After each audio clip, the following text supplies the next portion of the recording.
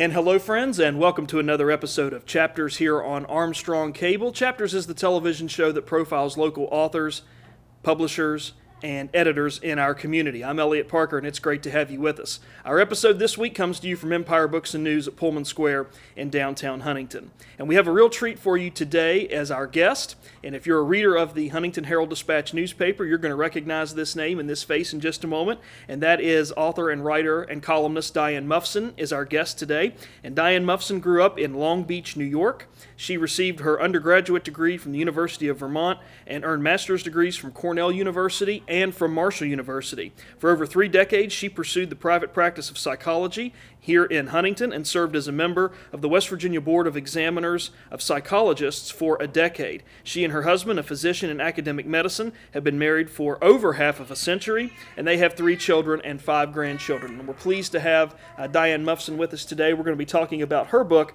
Dispatches of a Columnist, Opinions on Politics, Kids, Common Sense, and Sex. And we're just delighted to have her here today. Diane, welcome to Chapters. So glad to have you. Thank you, Eliot. I'm glad to be here.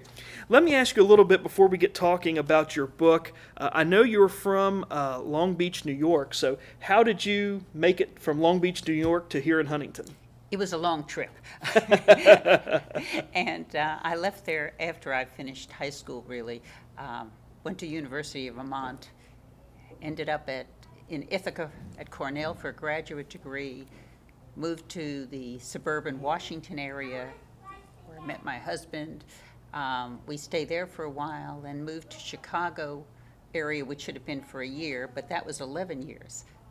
And then we came to Huntington when my husband was asked to be the first and the starting chairman of the Department of Internal Medicine to start the new med school. So here we are, and that's how I made that trip. Fantastic, fantastic. I wanted to ask you, too, about this book because it is a collection of your columns that you write weekly for the Huntington Herald-Dispatch. So tell us a little bit about how you made that transition from being a licensed psychologist to being a columnist. For a while, they ran parallel. I retired from my psychology practice last July. That would have been July 2013, but I had cut back a little bit prior to that. But back in 1999, the Herald-Dispatch had a note in the paper asking if some people would be interested in being on a Citizens Advisory editorial board, and to send in a note saying that you would be interested. So I did just that. And I was one of the first 2 people selected. And while on that citizens grouping, I asked if I could write 1 column. And I enjoyed it. So I asked if I could write a 2nd column. And then I don't know what happened after that. But I started writing columns basically either once or twice a month till about 2007, when I had more time, and then the paper was interested in a weekly column. Interesting, interesting. So what was it like, those first 2 columns, writing those first 2 columns? Was it a nervous experience for you? Is it something that you had an idea in mind right then and there? You knew what you were going to write, and you just wanted to get it out there and get it into print for people to see. What was that process like? How was the anxiety leading up to those first 2 columns prior to publication? You know, I'm not sure that I had a long-term plan then. So there wasn't much anxiety. It was, and you're right, it was probably about something that I felt I wanted to have my voice about. And so I spoke, and I enjoyed doing it, but I didn't see this as something I was going to do for years and years. It just ended up being that way. And now here you are, Diane, 15 years later, 450 columns you have written for the Herald-Dispatch. Let me ask you about your process. How do you go about getting ideas for your column? And then what's your writing process like from the time you get an idea to the time you sit down and draft the column till the time it gets sent into the newspaper? They vary. The columns that are easiest to write are the ones that come to me. An idea comes along. Usually it annoys me. I disagree. Occasionally, I really am positive about it, but more of the time, I think, oh no, I've got to say something about this. Those columns write themselves fairly quickly. But they have to be rewritten because often the first voice I put down on paper is not the one I want to be the final product. You understand that. As a writer, you know that sometimes we just have to edit ourselves and refine them.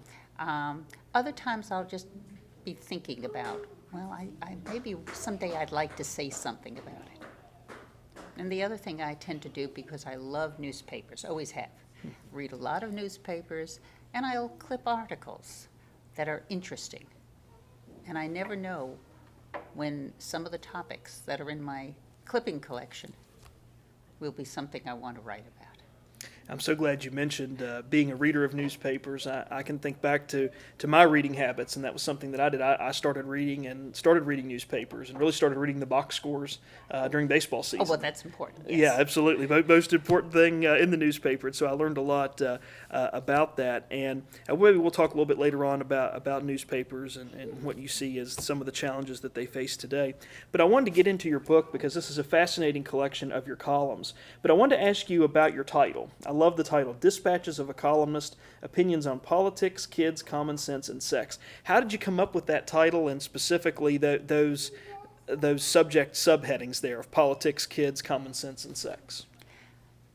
I think that many of the columns that are in this book, and many of them that I've written, include the politics, the kids.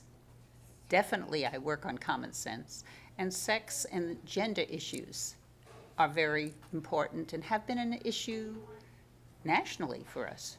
So those just seem to fit in.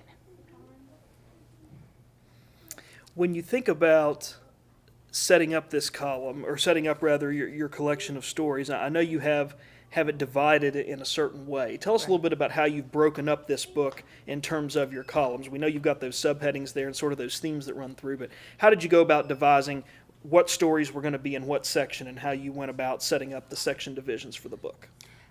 I think the way I ended up doing it, not the way I had planned initially. I thought, oh, I'll just identify the columns and then I'll put them in some order, but that wasn't it. It was that as I reread some of the columns, I said, wow, these go together.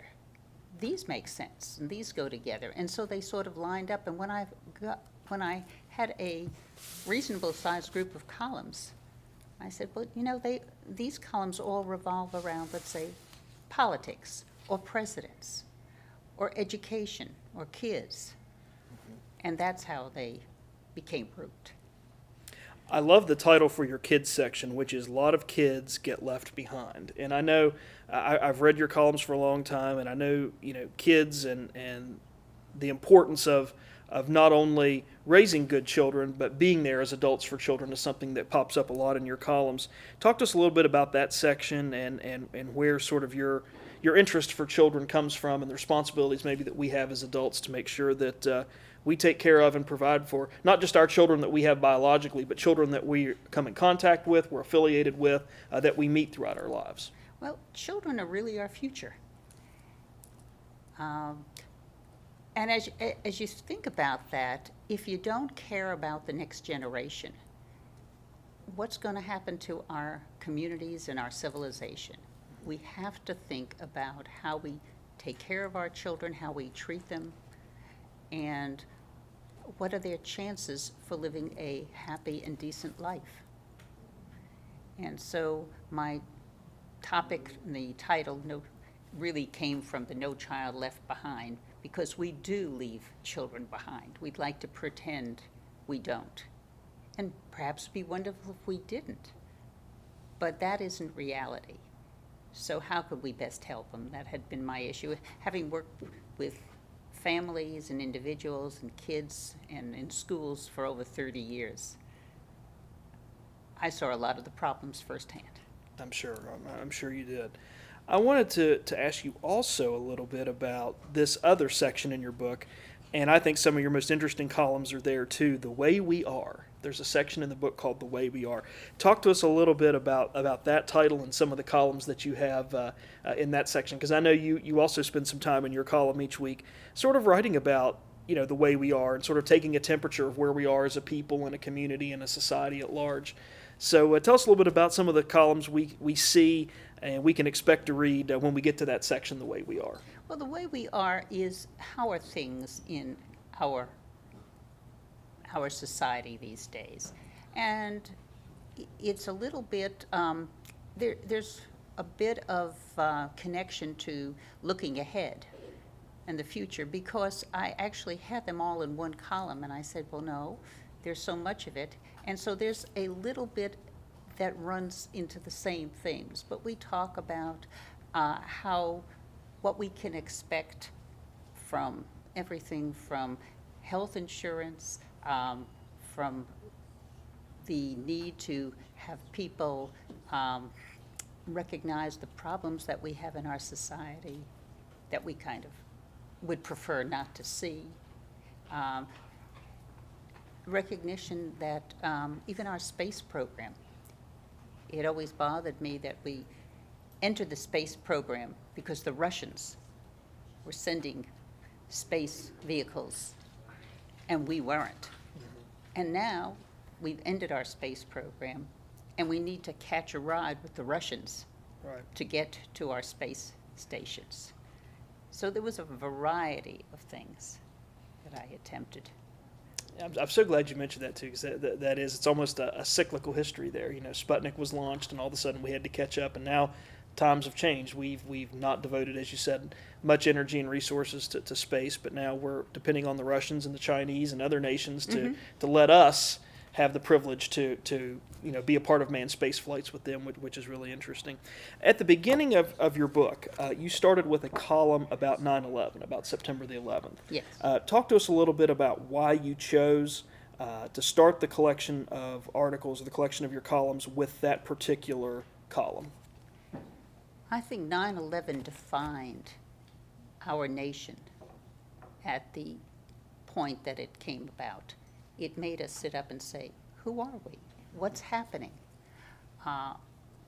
What is going on? And what are we going to do about it? And the other thing it made me think of is, who are we Americans?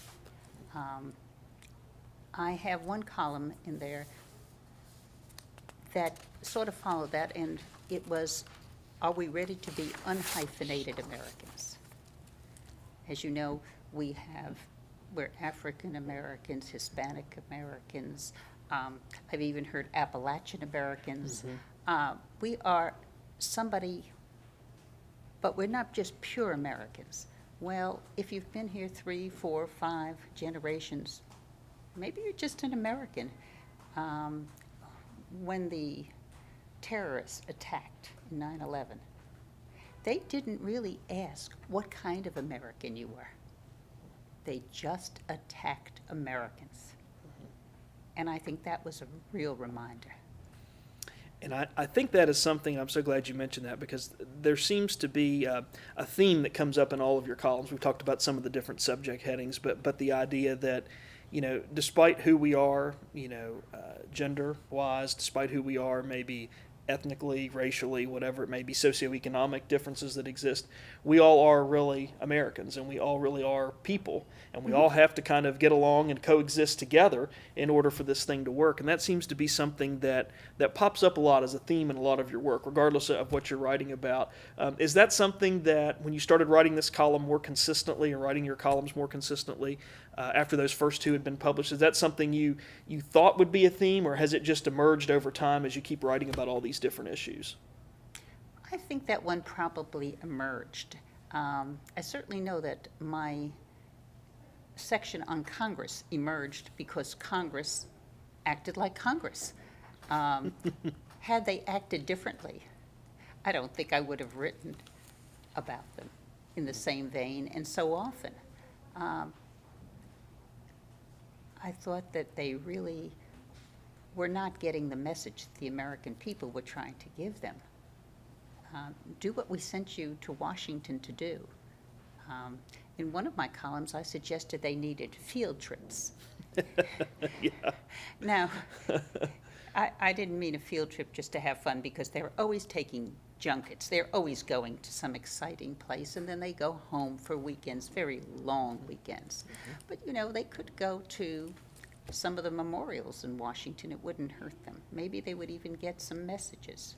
Lincoln, Jefferson memorials. Maybe they should go and visit the 9/11 memorial. Maybe they should go to the VA hospitals and fund the veterans the way they need to be funded. So I didn't have really kind words for Congress recently. And I wanted to mention that too. There is this idea that our politicians, at least in Washington, and maybe even our state and local politicians to some degree, do live in this bubble where they get so insulated with policy and legalese and crafting policy and talking to the same people all the time that they do sometimes forget where they came from and who put them there and why they were put there to start with. And I love how you address a lot of those issues with Congress in your book. I think a lot of those columns will be very interesting, especially if we have viewers who are dissatisfied with the current political state that we see right now in Washington. Let me ask you about another column that I think is one of my favorites in the collection, and that is a column on heroin. And you talked a little bit about there were 3 men that had died at the hands of drug addiction. And you sort of pinned a column that dealt with that, really focusing on how people really aren't immune from bad circumstances, despite who you may be and what you may do and what faith you may have and all those other factors, that sometimes people really aren't immune from bad things. Can you talk to us a little bit about that column and why those men who suffered that fate at the hands of drug addiction was something that really stuck with you as a writer? Well, I think that was a very important column, because a lot of us knew the people either directly or indirectly who were involved and have been involved. We like to think that bad things happen to bad people. But that's not the way it really works. And as far as drugs, we'd like to think it happens to somebody else, not anybody in our social set, not our families, not our friends, not people we know real well, not people who are doing well from outward appearances, who live in nice houses. Well, that's not the way it is. And I think we sometimes need to understand that the problem that we see as way out there, far away, is actually right here, right next to us. Yeah, and I think that is something that you emphasize quite a bit in that column, and that pops up on a lot of the columns that you write about social issues. We see that idea that, that theme of, it can be anybody, it can happen to anybody, has happened to a lot of different people from different classes and socioeconomic backgrounds and those kinds of things. Let me ask you about some of your favorite columns. You've written, as we mentioned, 450 now and counting over 15 years. Right. Any ones that, I know that this book is a collection of your columns, of some of the ones that you thought were the best and most poignant, and in some cases, maybe ones that you've received the most reaction on from readers, positively, negatively. Are there any columns maybe in this collection or outside of this collection that still resonate with you all these years later, that you would say, I really nailed it on that particular column, or I really hit the mark there, or just something that has stuck with you as a favorite column? Well, the book here has the columns from the year 2000 to 2013. So any of the columns I've written this year, starting in 2014, would not be included in there. And there will be a few of those that I think will go into favorite columns too. But some of the ones in the book also are in what I would call the personal section, and family matters. And I had a hard time initially writing family matters and personal ones, because I thought, well, they don't belong there. But I find that they probably do.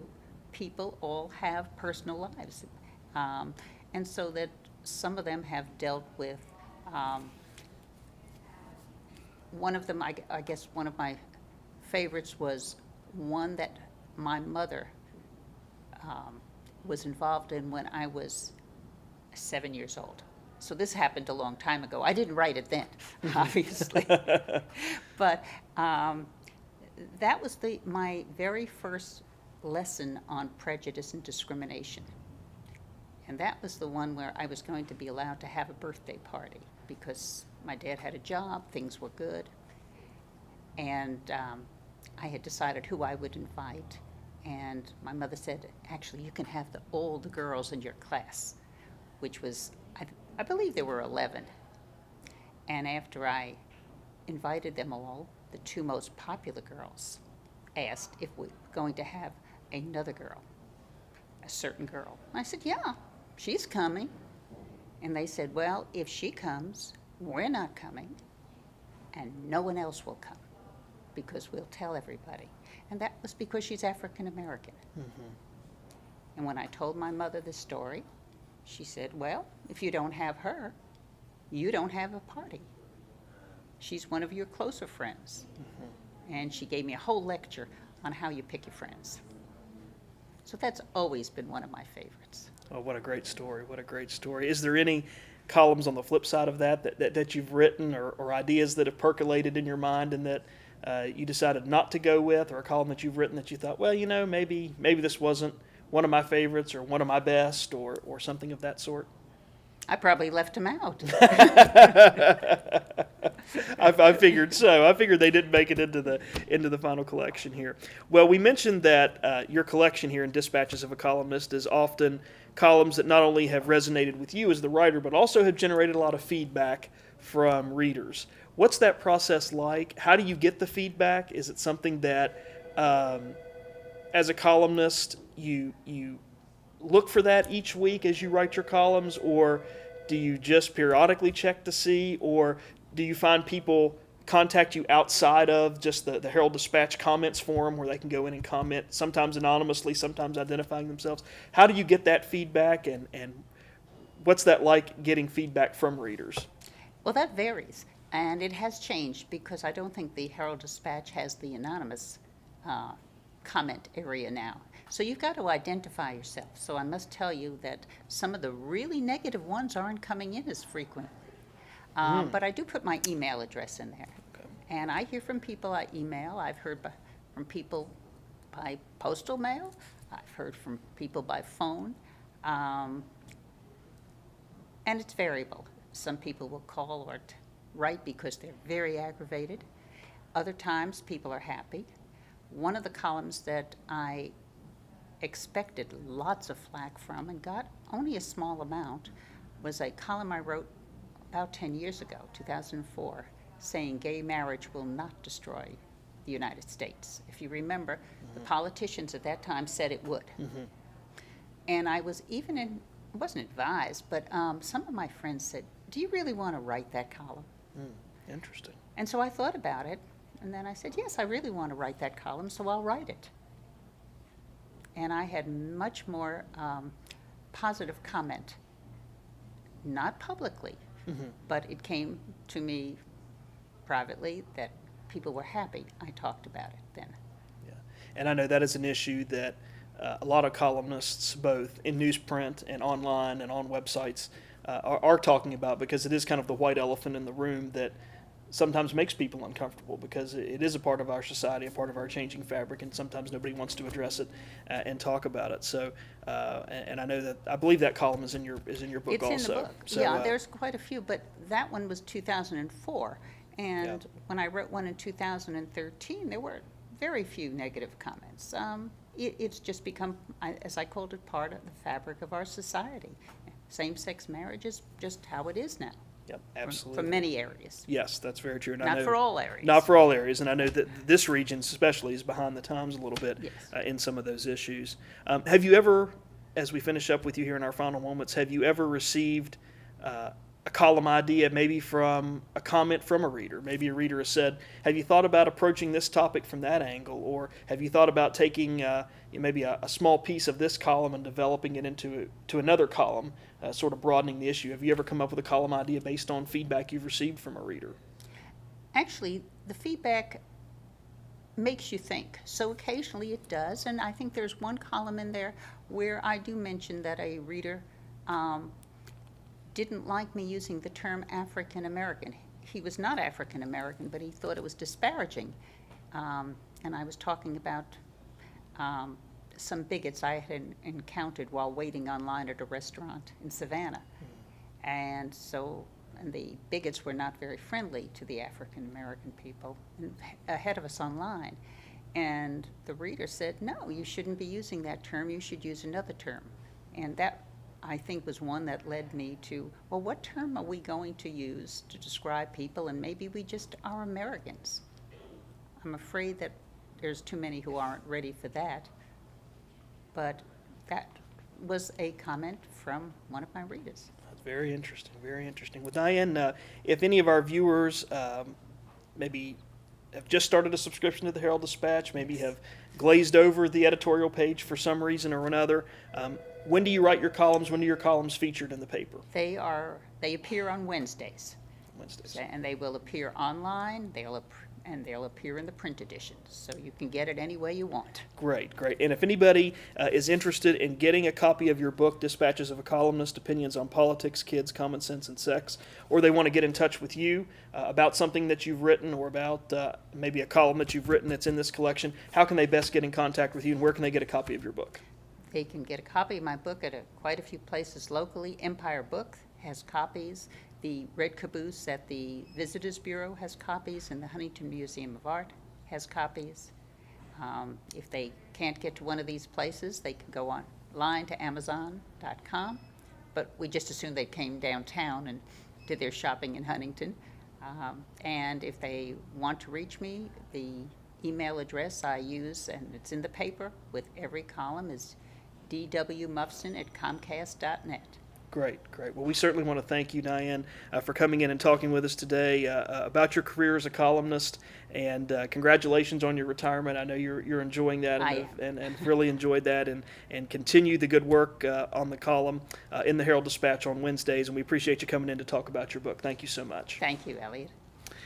And finally, we'd like to thank our good friends and the staff at Empire Books and News here at Pullman Square in downtown Huntington for providing our studio taping space today. We invite you to stop by Empire Books and News to get any kind of literary material that you're looking for, no matter what genre it might be or what author it might be. They can satisfy that for you and help you find that perfect book here at Empire Books and News. Plus, they also have the largest section of magazines in the tri-state of any newsstand or bookstore. So we encourage you to stop by and check that out. Also, if you have enjoyed some of the authors that we've had interviewed here on Chapters, many of them carry their books right here at Empire Books and News. So we encourage you to stop by, check those out. If you've seen an episode of Chapters that you like from an author that you've enjoyed, please come down and check out their books. They would appreciate it, and so would the folks at Empire Books and News.